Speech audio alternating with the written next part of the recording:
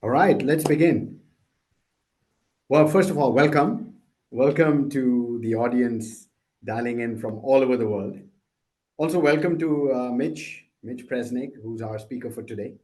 My name is Raghu Narayan, and on behalf of the alumni board of the Harvard Kennedy School, I am delighted to bring you this highly engaging and hopefully interactive session.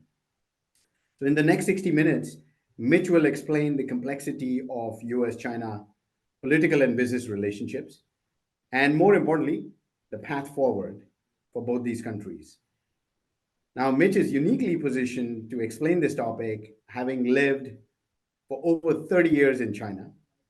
He has navigated the intersection of business and government policy as the founder of two national companies, one of them being Super 8 Hotels, which he built to 1,100 locations in China, a very difficult task in early days of China. And he has also served as the former vice chairman of the American Chamber of Commerce in China. Currently, Mitch is a visiting fellow at Fairbank Center for Chinese Studies at Harvard University. His research is focused on defining a practical and stable future between US and China rather than an adversarial future. Mitch is also a TEDx speaker and a YPO. He has strong interest in Eastern wisdom applied to business and economic policy. Mitch has been greatly influenced by Taoism, Confucian philosophy, and Tibetan Buddhism. And of course, he's fluent in Mandarin Chinese. So the way the program is organized for today, Mitch will speak for about 15, 20 minutes. Then we'll have a moment of reflection with some Q&A that I will pose to Mitch. And then after that, the audience who are joining us can ask questions for the remaining 30 minutes and engage in an interactive dialogue. These questions can be posted in chat, and we will try our best to follow the questions in the chat room and try and address everything. So, with that, again, thank you very much for joining. And Mitch, welcome, and over to you, Mitch. Thank you, Raghu. Nice to be with you and nice to meet everyone here. And I hope we have a great discussion. So let's jump right in. I just came this weekend from an event at HKS, actually a student-organized China conference where we had Chinese Ambassador Xie Feng. During his remarks, which were introduced by Professor Allison and Professor Tony Sage, at least five, I think I counted five, maybe it was four, different protesters stood up and and temporarily disrupted the proceedings, and then we got back on track. And the theme of the event was restoring trust. So you can really see where things are. I mean, let me just set the table for the moment where we are now. China and the U.S. were in an engagement-based relationship for all of the years since 1978, with a slight pause during the aftermath of Tiananmen Square in June 1989. That relationship is now over. We're in a new, whatever we want to call it, post-engagement relationship, new era. There's a lot of words. Some people call it a Cold War, part two. But nonetheless, that is a monumental change. The entire history of the relationship that any of us have in memory is based on the engagement relationship. So it's a big difference. Now, second, obviously, we live in a multipolar world now, as with the emergence of China as a peer or near peer competitor of the West. That's a massive change that requires a lot of restructuring. And then three, China itself is no longer in the Deng Xiaoping reform and opening movement era. So we've got a lot to talk about because of the fact that the relationship is clearly, from any point of view, in a new place. Now, I'm going to make a couple of arguments here, which are not controversial, but they do require unpacking. One is that de-risking and decoupling are actually, when you get into it, are actually opposing ideas. They're not complementary ideas. So that's something we'll talk about and why. Second, the U.S.-China relationship can never be like the Cold War relationship between the U.S. and the USSR, because unlike in 1960s, China is a economic superpower as well as a military superpower, plus the fact that there were different blocs. There was a G7 or the equivalent in the 60s and 70s, led by the United States, with USSR kind of having its own Iron Curtain-led program. Well, China is the largest trading nation for 140 countries. That makes blocks difficult to define. Okay. And it also makes it a little bit concerning to be left out of that block, considering all of population growth and GDP growth is going to happen in that bucket. So that's number two. Three, the US and China, whatever we want to say about the relationship, it may be a non-voluntary one, but it's absolutely remaining a symbiotic relationship. And the reason is because both sides desperately need each other for so many things that they need to accomplish and so many problems they need to avoid. And I'll just give you an easy example. China is the largest producer of cancer victims. It actually has about 3.2 million cancer victims a year die of cancer. And in the US, it's about 600,000. We're, on a per capita basis, highest. So for us not to be cooperating on cancer treatment is doing a disservice to our respective populations. China is the largest producer of carbon emissions now, with about almost 31% of global carbon emissions. But on a per capita basis, the US leads. So there's a strong interest for us to share our data and find ways to work together on that. And I could go through 10 of them, but those are just two examples. So the conversation that I'd like to have here is about who's got it right and what's the way forward. Well, there's a hawk argument, and then there's a dove argument. I coined the term panda huggers and dragon bashers back in 1993 when I was asked where I stood on China. And I said, well, I'm neither a panda hugger nor a dragon basher. I'm in the middle. And I think that's where I'd like to sort of take this conversation. My argument is that everybody's got part of the story right, but because it's such a complex story, nobody has a monopoly on the outcome. And actually, it's the middle way, that uncomfortable middle way where I try to tread, that actually is the only place for the elevated mind to try to take this conversation, because it's the place where you can get away from the emotion and the bias, and you can actually work from the data. And I know at Harvard, we talk a lot about principles, not personality. Well, I'm all about data, and that's because I come from a business background. I believe in what I can measure. I believe in what I can execute. So I think the conversation that we should have today is what kind of future does the US and China have? And what can we do to help us get to a more stable place? And I'm really pleased to be with everybody today. I'll just make a couple of just maybe set the table comments for our conversation, Raghu. I spent 30 years in China, so I've actually lived in China longer than I've lived in the US. That means I have the good fortune to have seen a lot of the greats who have done business in China from the West, and a lot of the great politicians. I've known every US ambassador to China up until 2012.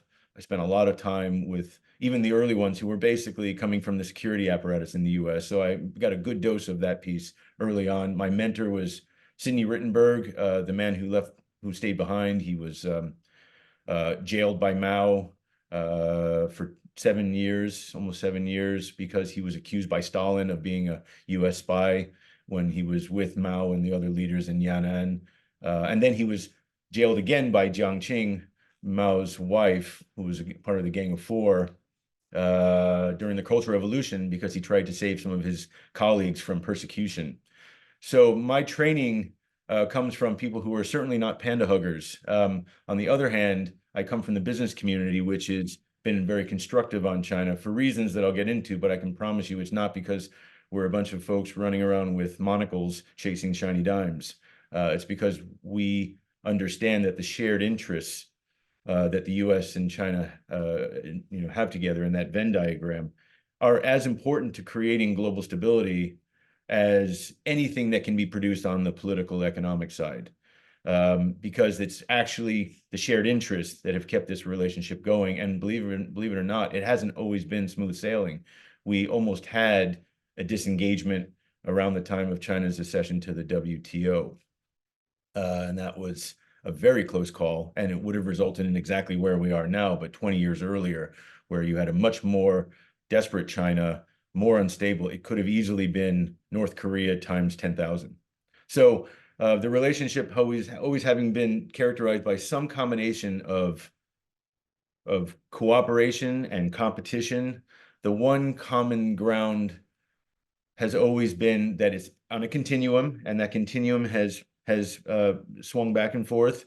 Right now, we're 80% competition, 20% cooperation, but nonetheless, it's important to put the current world in context that we are in a place that looks familiar.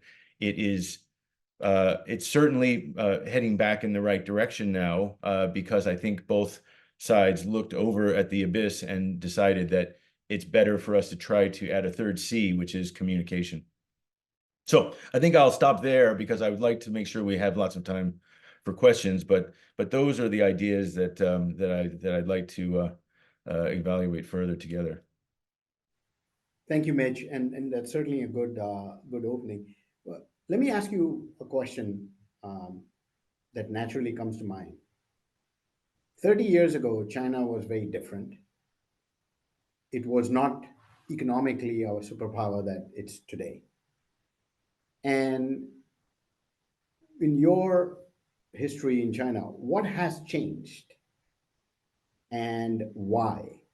And tell us a little bit about the political ideology behind that as well, and what's happening in the current environment under President Xi's regime as well. Well, the biggest change is that the government has gone from a decentralized stance to a more centralized stance.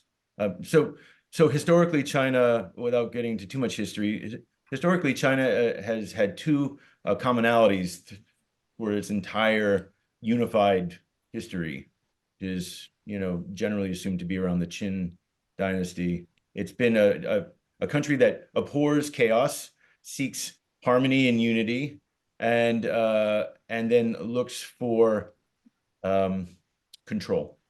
And rule of law has never been in the offing. It wasn't part of any dynastic promise. It wasn't part of really the nationalists either in practice, and it's not a part of the Communist Party of China either in practice. That's the biggest change. Is we're moving more towards a centralized version of the country again. But I have to say that as someone that spent time in every province and every city, what you definitely see is in the period before 2008, before the Olympics, there was an ever-growing concern about rampant corruption, which, by the way, was the major driver for the events that led up to June 4th, 1989. They were concerned about corruption in the government and unfairness throughout the system, and a devolution of power to the provinces and to state-owned companies that was getting out of hand to the point where the central government felt it had to reassert control. So around 2008, the Chinese sort of said, at least that's the common view amongst foreigners, that they were starting to feel the ropes now, and they wanted to resume their historical track, more towards being appreciated for being, for most of the last 2,000 years, the largest economy in the world, that executed tributary state relationships with 30 to 40 different kingdoms and countries in its periphery, traded mostly on a one-sided basis with Western powers like the U.S. and England, and all of the concerns about decentralization and corruption really came to a head, combined with this new feeling of frankly, pride in the election of President Xi as the chairman of the standing committee. So what's happened is you had this massive shift from decentralized power, a desire to see a re-centralization of power, and then he was chosen. So the idea that he was the problem, as it's often portrayed, is actually not something you would hear a lot of Chinese from any side of the political spectrum argue in Beijing. They would say that he was at worst he was a symptom of a problem, and at best he was a solution to a problem that was perceived by the general intelligentsia at the time. Now, the business community was very concerned about this. On the business side, what we saw was that we had been sort of delaying gratification on the idea that we would finally start to see the things we had been hoping to see: protection for our intellectual property, less divide and conquer tactics for our core technologies and our ability to sort of act with agency and with our own values in the country. And we had been hoping that as China developed, they would become more like us. And what we saw instead was actually that it was a chimera, and so we were chasing a mirage. So a lot of folks in the American business community and the European business community started to raise the volume of their concerns. So that then created this perfect storm where China was becoming more centralized and more sort of willing to prosecute its political agenda without as much sensitivity to the rest of the world, and then the rest of the world feeling more and more frustrated and impatient. And that created the environment we now see, which is a time that we were hoping to avoid. But it's what the Chinese have done successfully is they've gone back to first principles, and they've decided that they control 35% of global manufacturing. They have more skyscrapers than the rest of the world combined. They've invested $9 trillion in their infrastructure, and they've done all of this within the last 15 years. And they're basically saying, okay, whatever happens, we're now established. We're back, and we don't have to be quite as compliant. And so that's what you're seeing. You're seeing the results of that. I think it's easier to look at it without the personalities, and to just evaluate what's really happening on a power basis. And a power basis is telling us that this is what they are now, and there has to be a way forward for us to work with them, because it's not in our interest to not work with them on things like public health, climate change, AI, and about five other areas of key interest. And Mitch, it really just comes down to starting with the acknowledgement of the progress that China has made, as you said, in the last 15 years, and starting to appreciate what they have done very rapidly in a shortened time frame to develop all that infrastructure and progress the economy forwards. Well, that's right. I mean, on any area you would choose to focus, there's a hawk argument and there's a dove argument, and then there's where are they both bringing kernels of truth? Real estate. I get nervous when people, and they do it a lot now, they speak in very hopeful terms about, well, China's population is a massive problem for the country, and it's going to bring them down. Or China's workforce is aging very quickly, and they don't have much.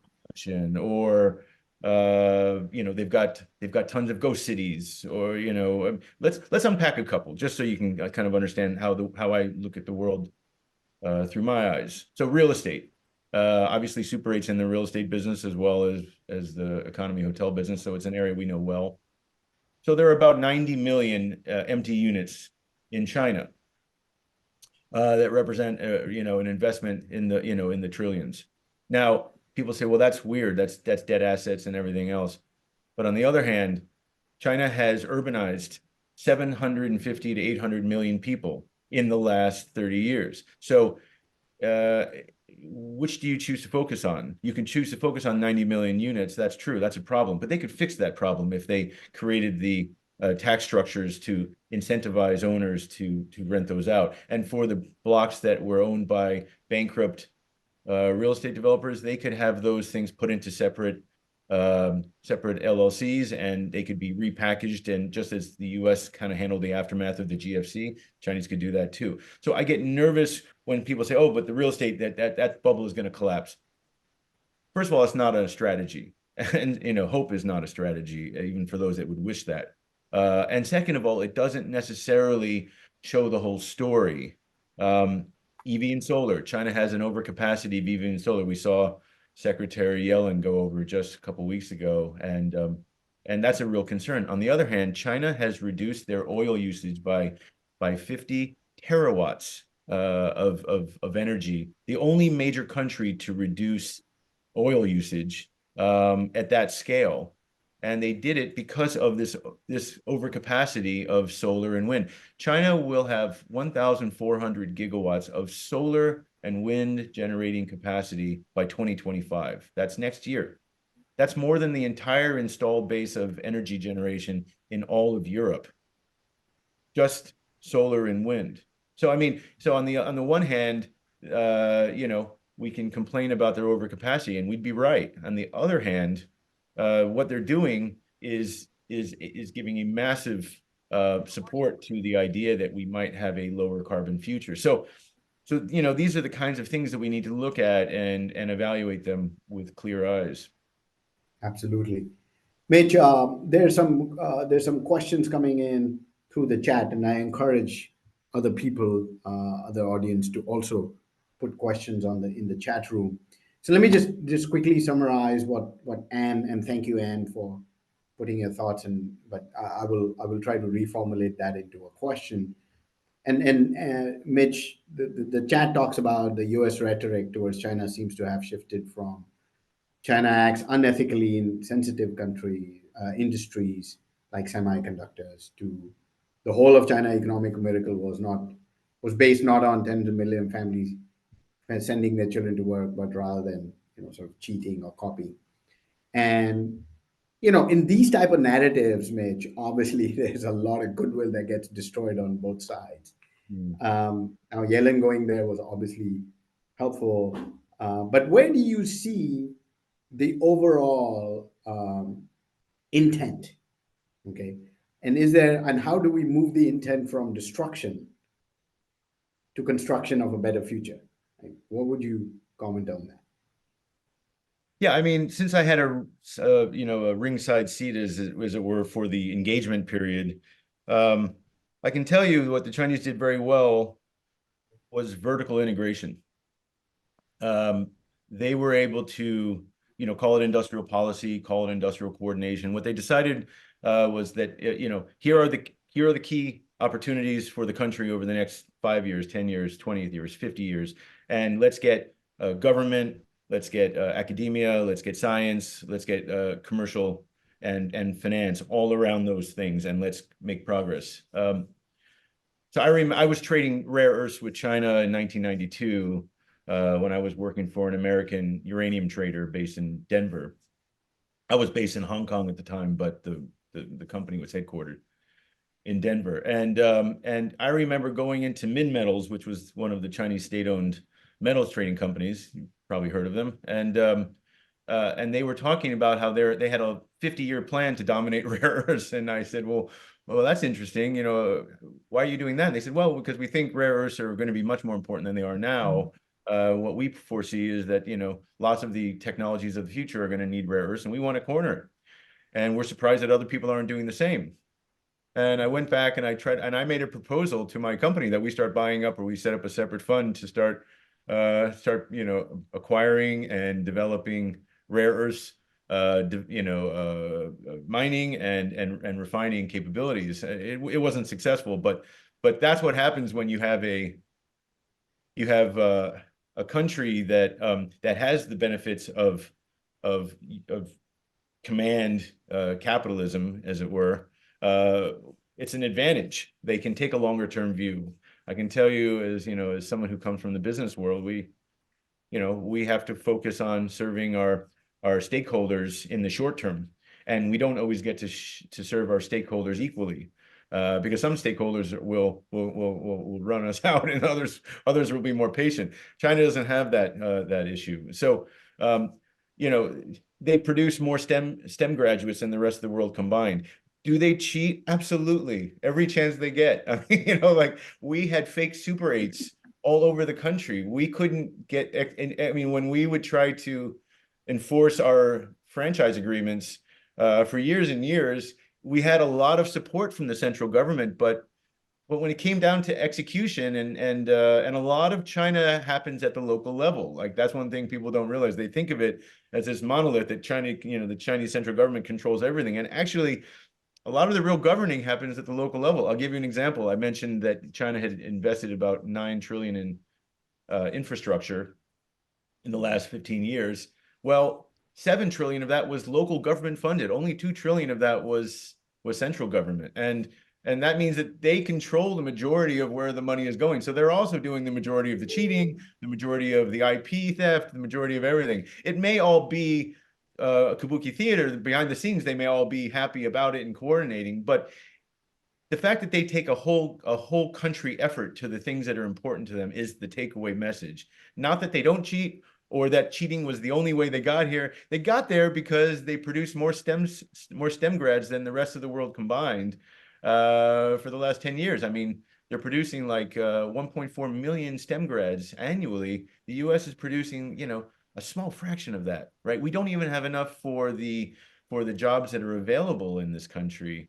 And that's the kind of disparity that contributes to the problem. So it's only helpful to look at a solution to the problem in a holistic way. I always make the argument that we should be developing a new playbook for our relationship with China for this reason, that we should actually be learning from them and from a position of humility the way they learn from us. I mean, when I look back on the conversations that we used to have at AmCham in the early 90s, the kinds of humility that they were able to display, despite the fact that they were a perennial champion in the global World Cup of business, it was pretty impressive when I look back on it. I kind of think about those days wistfully because they were so fun to work with, with that combination of talent and humility that there's a little less humility now. But nonetheless, that's what I would answer, that it's both. Yeah. Yeah. Mitch, there's a lot of cool questions, great questions coming in. So I'm going to try and get through all the questions with you. So thank you, Yingjing. Next question. She asks, which areas do you think specifically, Mitch, are the most promising for dialogue and cooperation in the current China-U.S. relationship? So I have a couple of specific thoughts on this. Great question. Thanks, Yingjing. Number one, green tech.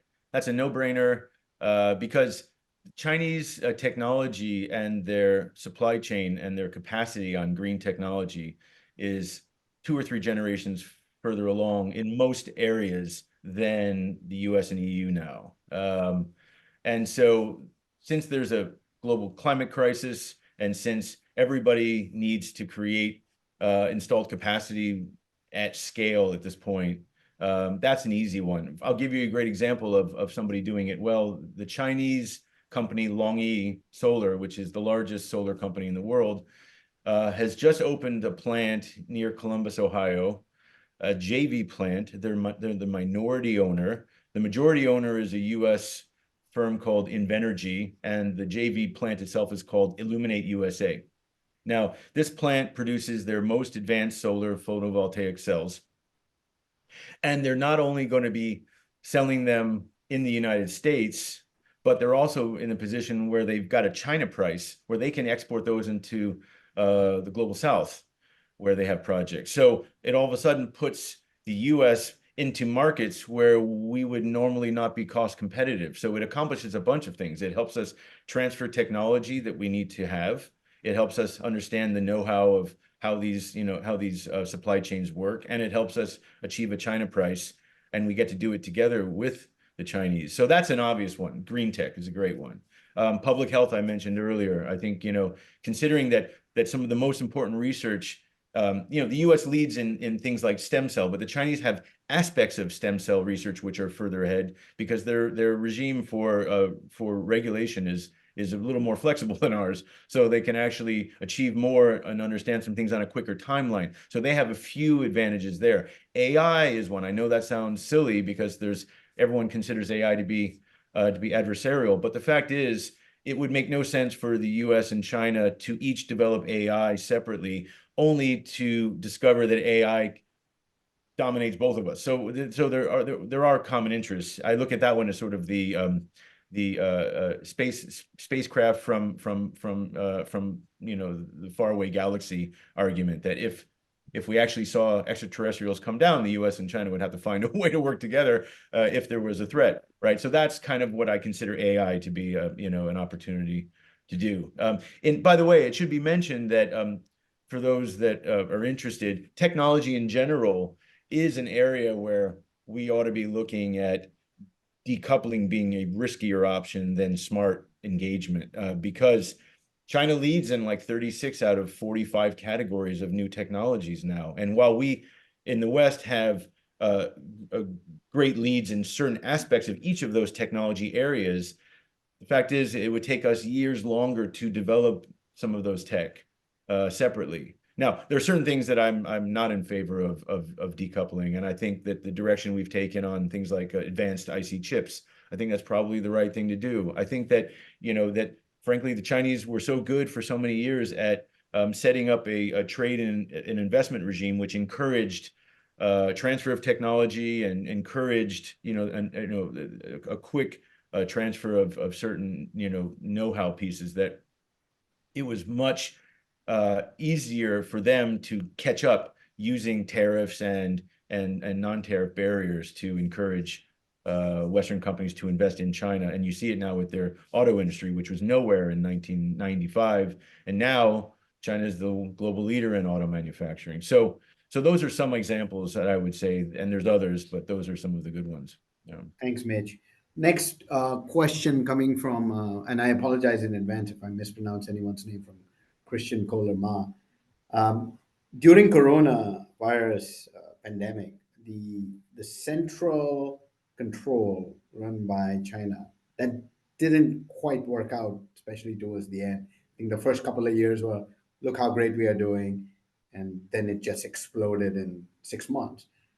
So the question is, what is the feedback loop for the population of China to give to the central authority so that they can improve central control and policies? Does that even exist, from provision to central? Do they care? So I started China's first Western-style public affairs firm, APCO Associates. It's in China. I started the China office. I was an entrepreneur. I didn't do it. I don't count it amongst my startups because I did it as a full-time employee. But I started APCO China specifically because I saw an opportunity to try to help professionalize what at that time was more of sort of a glad handing, here's my card, let's drink a lot together kind of government affairs method that was common amongst American and European companies at the time. Actually, real issue management, was something that came, right around the late 90s. Coalition building, third party advocacy, that sort of thing that we were good at doing in the U.S. and in Europe, and I brought that into China. China does not have a great mechanism, and never has, for communicating information up. Right. I gave you an example of where I'm a little envious of the Chinese system with their ability to institute industrial policy. Where I'm not envious is that you've got the same problem that you had in the Tang Dynasty, where number one, you've got all of these ministers jealous of their power, and they don't always bring information up because they want to hold on to it. And two, you've got ministers that are afraid to bring things up because they'll get blamed as the messenger. So information tends to flow much better downwards in China than upwards, and this is a common problem. In fact, I think a professor who was actually speaking at the HKS China conference this last weekend, Angela, I think Zhang, I think is her last name. She's done some really interesting research about this and identified that, lo and behold, the problem during COVID was that yeah, nobody wanted to offer the bad news upward, so they were trying to handle everything themselves, and that is a knee-jerk reaction, which is very dangerous. And but what I was going to mention was that, when we would explain to our clients at APCO about, how the Chinese government worked, we'd show them this very nice organization chart, and we'd explain that, this is how the whole system works. And then we'd tell them, now you have to pour a big bowl of spaghetti over it, because this minister here is connected to this person's driver, and this person here is related to so and so, and the son of this person, owes a favor to to Marshall. Yeah, and so there's a lot of that falls in place, and that's the challenge. Where you've got a system where you can't necessarily just count on what you see, and that's the biggest problem. It's a real problem. I mean, they have a problem with it. Forget about how it affects us, but they have a problem with it, and you saw it in this case. The one thing I would mention about that is the counter argument to the idea that President Xi is an all-powerful wizard out to Sinoform the world is that when it came down to it, the standing committee immediately just removed zero COVID. I mean, I'm not saying that was well done, but it does indicate that at a certain point they will choose. Even this administration will choose to lay up for the green, as they say. Instead of just doubling down, which a lot of people have argued that previous leaders might have done. Mao, for sure, would never have caved to the wishes of the people. I mean, he showed in 10 examples how he was unwilling to do that. So at least and at least now you have an administration who, in this one case, did show a practical response. And I would argue that, just the fact that we've seen since November, President Xi's sort of, charm offensive to the business community has been a massive change in attitude. And every American and European business person in China right now is invited all the time to speak at events, and we're getting access that we haven't had in years. Even Professor Allison mentioned it in his remarks this last weekend, that he was shocked at how much access he was getting to senior Chinese leaders. And all of that is, I believe, showing a sensitivity to the realities that they may have overshot. And I like the fact that they're willing to consider the idea that they've overshot. So whereas they're not getting good information directly from their own system, they're definitely hearing more of it from all of us in the G20 and the business communities. That's a great segue, Mitch, into the next question posted by Greg. And, it goes back to the business context as well that you've had, which is A, is China uninvestable, particularly for foreigners? B, in this period of bilateral tense relationships, has the opportunities, particularly for American investors and consumer brands, which is your area of expertise, been impacted adversely? Oh yeah, absolutely. I mean, but it's more than just the political. It's more than just the political outcomes. I think is China uninvestable in certain areas? Yeah, yeah, it is now. I would say, and not necessarily because we intended it that way or that they intended it that way, but because business is always about risk return, and right now the risk return profile in certain areas just isn't favorable for us. But having said that, um, you know, just given the fact that China is so deeply embedded into global supply chains and global technology and rare earths, and look, basically the U.S. controls global payments and the U.S. dollar reserve currency. China controls global trade and global manufacturing effectively. That means that unlike the Cold War, where we could just cut ties and not invest with them, the challenge of doing that now is we cut off access to key technology if we do that now. So being uninvestable isn't really even in our interest. And more so, if you don't invest in certain areas in China, then we could end up isolating ourselves. In other words, we could be the USSR in a future Cold War where we decide to cease investment. That's the challenge with us. That's where the comparisons to the Cold War with the USSR are really fraught. Now, on the question of consumer products, I mean, the truth is that when we were in China in the 90s and in the aughts, yeah, we enjoyed an incredible position as operators of foreign brands. And I actually went to China with a business plan that I wrote while I was an undergrad, that I thought China would need brands. They would need to understand IP. They, coming out of command communism for 35 years, they wouldn't have any idea what an IP was, or how to develop a brand, or how to look at a brand as a living thing that one would nurture and it would create value over time. So branding was one of the great opportunities to bring to China. But they've now learned that, and their brands are incredible. They've got great brands. Their EV cars. I mean, I was in Beijing in December. Uh, I hate to say it, but they kind of even make Tesla look a little bit outdated. I mean, they iterated 7 generations in 3 years. 7 generations. That's more than 2 generations per annum. At a time that we were convinced that there was nothing happening in China, when the executives from GM, SAIC, and Tesla, Tesla really didn't leave, but most of the ICE corporations, Toyota, VW, when they got back and they saw how much progress the Chinese had made, they were flabbergasted. So, to your question on whether the brands that we have are still relevant, sure. Everything in China is a pendulum, and the one thing that Chinese are not is brand loyal. So even if they're at the moment showing a preference for local brands, I could also argue that McDonald's plans to open 10,000 new restaurants in the next 5 years. That Super 8, we've seen our business, very, very ebullient, I would say, in the last 2 years, and we're a U.S. brand, and we make no bones about that. So I would say it's a mixed picture. I think I would say this, though, to answer Greg's question most directly: the opportunities that we saw in the engagement period are over.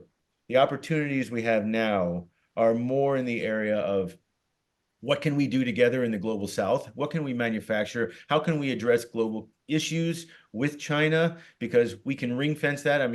Even during the height of the Cold War, the U.S. and USSR worked together on smallpox. Even during the height of the Cold War with the USSR, we created Soyuz missions, the joint space missions. So I think there's things we can find out. I think that's the model, an unemotional middle way model where we find things that we can work on, where our interests are clearly aligned, and then we have areas that are investable, because now we're creating a positive risk return profile again. Thanks, Mitch. I'm going to ask you a difficult question, but it's a question that we have to talk about: Taiwan and South China Seas, and the probability of military conflict. What does that mean for the world?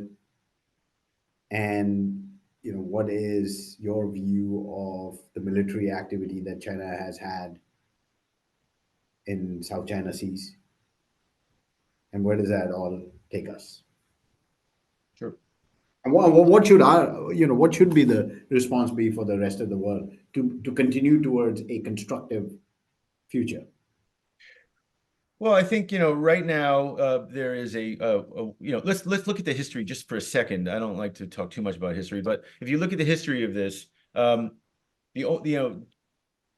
was unable to take Taiwan after President Jiang and the KMT went to Taiwan because of the U.S. 7th Fleet. So the beginning of that was always at the very center of conflict between the U.S. and China. Now, having said that, when Dr. Kissinger, who I knew very well and spent a lot of time with talking about Taiwan, because it was an interesting topic and I wanted to hear directly from the man himself.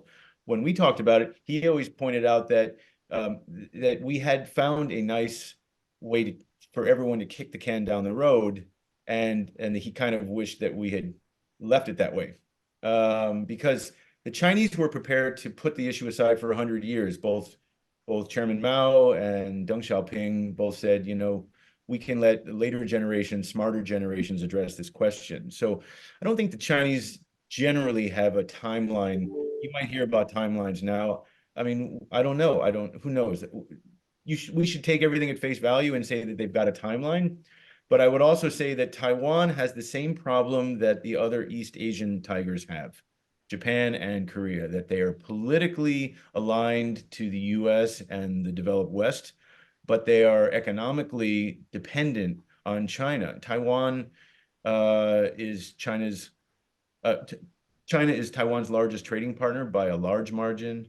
Taiwanese owners of Chinese factories, they're in the top 5 in terms of total assets deployed and total, so there's an enormous amount of they're already economically linked. That needs to be mentioned because Taiwanese are also Han Chinese, many of them, and they are very practical and they do approach the world with a political, China is very liberal about the way they look at their economics. In part, they're Keynesian, in part, they're Austrian, in part, they're laissez-faire, in part, they're command, there's remnants of the Soviet system. They'll just take whatever. Well, the Taiwanese are also quite, pragmatic, and the Taiwanese have always approached their relationship with China as sort of a, we understand these folks, and they find it quite bewildering when I speak to China. And my wife is Taiwanese, by the way, and they all find it quite bewildering where we're telling them they should be worried when they themselves, in poll after poll after poll, do not express an existential concern about China invasion. Now, it doesn't mean it doesn't happen. It doesn't mean there's something that they're missing. It always feels fraught to me to try to think for them in ways that they themselves are saying this isn't an issue for us. So I would say that, and that's probably a little bit unfair to those that have real concerns about Taiwan's future. And I certainly look, the Chinese are not Boy Scouts when it comes to, that was the advice that Ambassador Jim Lilly gave to me when he gave a briefing to Peking University students in 1988, when I asked him about the reforms and how things were going and could we trust China to continue, and that was his upshot. They're making a lot of progress. They're practical. They have a lot of reason not to do anything. But on the other hand, they're not Boy Scouts, and you never know. I think that's the answer I would give here. There's a lot of reason to feel concern, and then there's a lot of reason to ameliorate those concerns. And I'm in the latter category just because, practically speaking, I think that we forget in the West that our greatest power is not our ability to project military power. It's our soft power. It's our brands. It's our American and European companies. It's the values we portray in the culture that we export, and entertainment and in news and just the aspirational nature of the developed West is our strongest asset. It's our most powerful projection, and that's something we constantly underestimate how valuable that is. The Chinese are not deterred by us militarily. I don't think they've been ever since they installed whatever it is, 1,200 or 1,800 short and medium range hypersonic missiles, which could, according to the Pentagon, which could, do some real damage to the idea of defending Taiwan. We also know that China doesn't want to take a bride to the altar at gunpoint, as they say, and that's a pleasant thought, because I do know enough Chinese to feel that that's a real motivator. It's not just a soundbite for those that want to offer a Pollyanna explanation.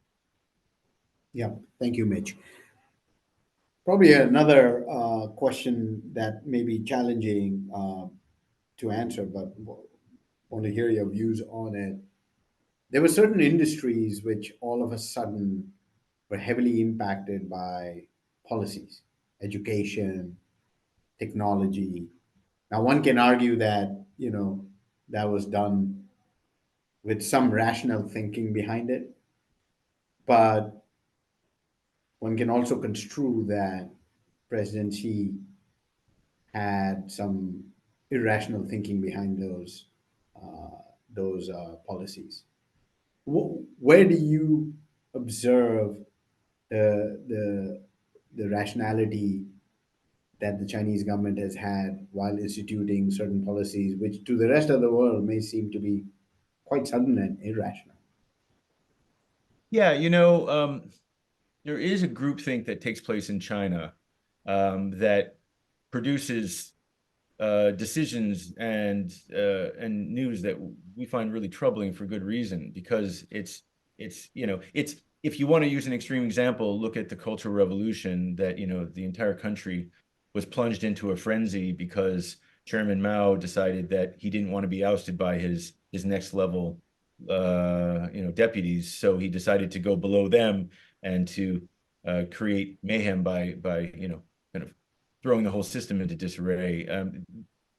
There is a lot that happens in China that, because of their system, it also has longevity and a ballast to it, which means that they can basically remain intact with some of their philosophies, including Confucianism, intact after thousands of years. But on the other hand, there are times that they do things that are just bewildering and baffling to us. And I think, again, I'm firmly in the camp that President Xi is at worst a symptom of that problem. He's not the problem itself. I think this idea of portraying him as a Chairman Mao part two, I think it's not borne out by the facts. Uh, he's definitely someone that was brought in because the Politburo wanted somebody who could re-centralize power to the central government, and felt that there was being too much uh, dispersion of power, and there were provinces and even companies like my old friend Jack Ma got clipped pretty badly in that process. But that was always portrayed as Xi versus Ma, but in fact it was the government sort of saying, okay, right, we're taking over. That was part of a bigger trend. So there's massive disconnects in China, like in every area you want to. In education, I mean, the way that they came in and they shut down private tutoring, which is what I think you're referring to, and private education companies. Yeah. You know, I mean, we like the predictability of markets in the West. I'm a capitalist and an American patriot, so of course I'm going to like those things. I try to bend my mind around the ideas that they have a different view of serving stakeholders than we do, and I kind of am willing to at least belay a judgment on that, because I find whenever I start judging and getting emotional about it, it doesn't take me anywhere I want to go. I try to observe it like a scientist. Here's how I observe it as a scientist: that they've decided that the survival and the ability for the Communist Party of China to thrive is directly related to their ability to show the average Chinese person that even if we can't deliver economic growth for a while, we're going to make sure that you understand that you're very important. You see those tech billionaires over there in the U.S. that basically get to decide how all of American society thinks and behaves? Well, we're not going to allow that to happen here. You see how the elites in many countries get first dibs on the best education. We're going to level the playing field, and we're going to do it in a way that even hurts the interests of lots of foreign businesses, and we know we're going to get a lot of blowback from that. Um, in every area, for right or wrong, they've chosen to address a group of stakeholders that in their mind are broader than the ones that we're addressing here, more driven by a financial imperative. And so when you look at that, and you remind yourself, okay, they're really not like us, and the mistake was us ever thinking that they would become like us, because we saw what happened with Taiwan, which was under martial law until '84, and then all of a sudden now it's this bastion of democracy and this amazing sort of thousand flowers blooming, and it's a backyard garden for all of China that retains much of the wonders of Chinese traditional culture and philosophy. If you want to actually experience Taoism or Buddhism, it's much easier to go to Taiwan to actually feel it in the society. If you want to see beautiful temples, well, China, but if you want to actually go and get a sense in a conversation about someone that's living Buddhist ideals, I'm more likely to find that in Taiwan. So So the answer is it's complicated. It's complicated, but I think we should assume that no matter what, the Chinese are not going to do what we think they're going to do in all cases, and they're not going to do what we want them to do. And then now you get to the okay, so what now what?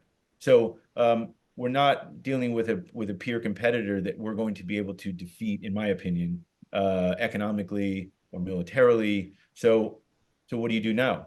Do you isolate yourselves?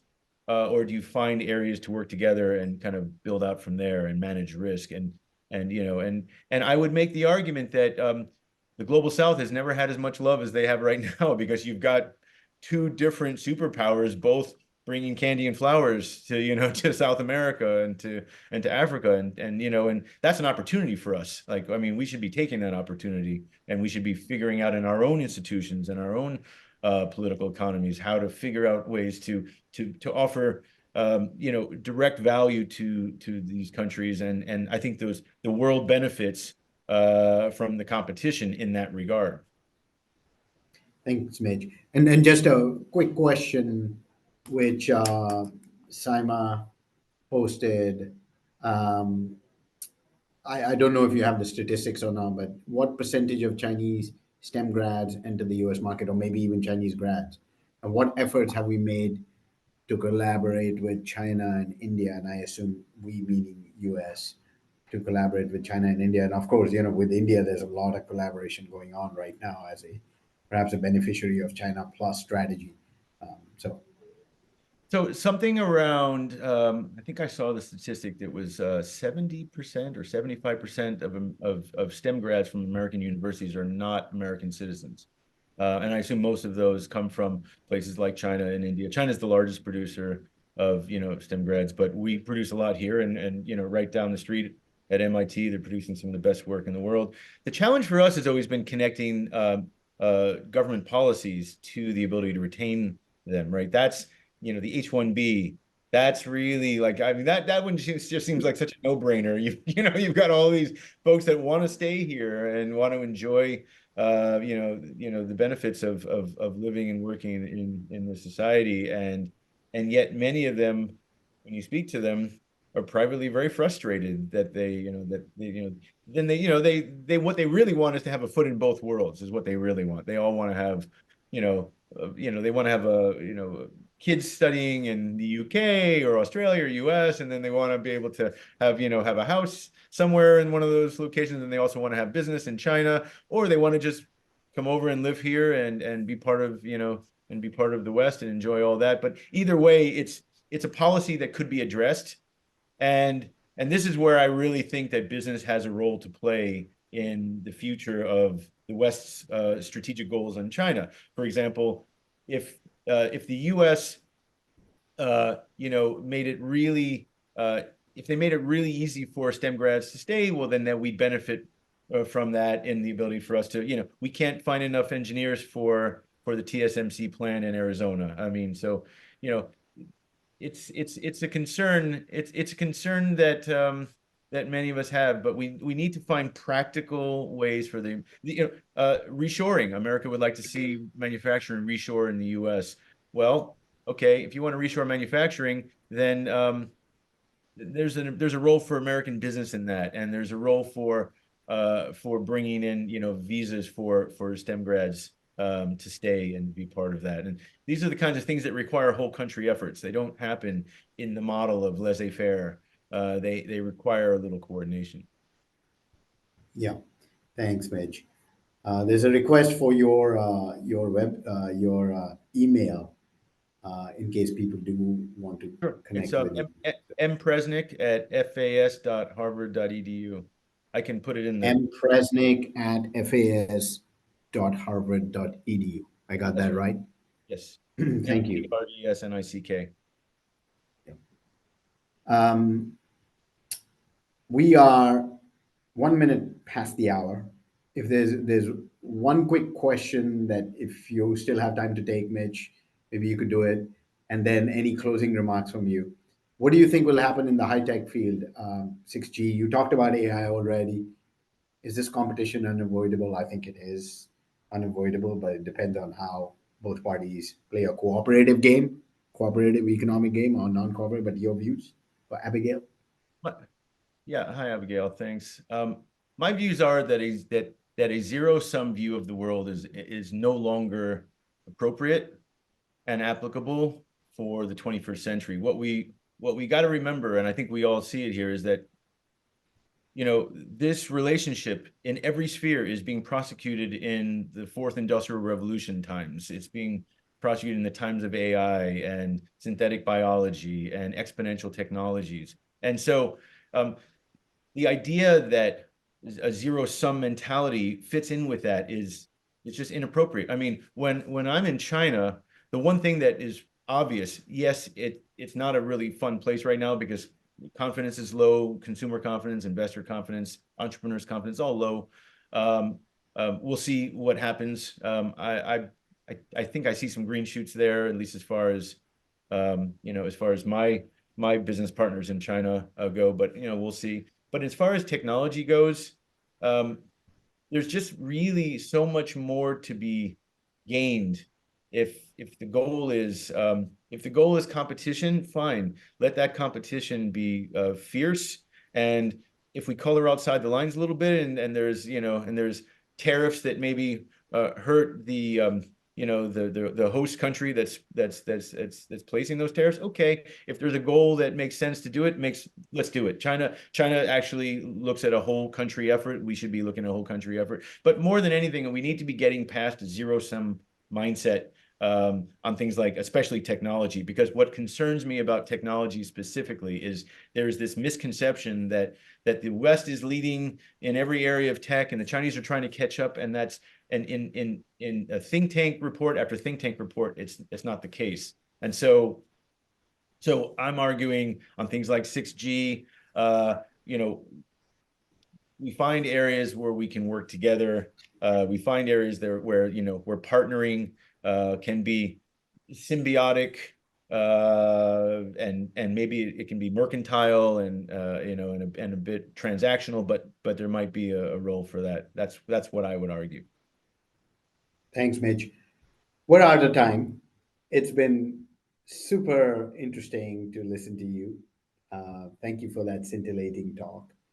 Um, on behalf of the alumni board of Harvard Kennedy School, I want to thank you and the audience for coming and sharing your views. Thank you very much, Mitch. Also, special thanks to Harvard Kennedy School staff for helping the alumni board organize this event. And I'm sure we'll be hearing and listening to more of your views in different formats, and wish you best in your ongoing research to build a constructive dialogue for a new era for the future. Thank you for having me. I think there's nothing more important for me to do at this point than to try to help define a more stable future for the U.S. and European relationship with China in the business sphere in the new era. And the HKS folks are doing some of the most important work in that area. And I'm there. In fact, I'm going to be going there for a coffee at the CAF right after this. So thanks for being with me, and I enjoyed it very much. Thank you very much. With that, we will close the call. Bye, everyone.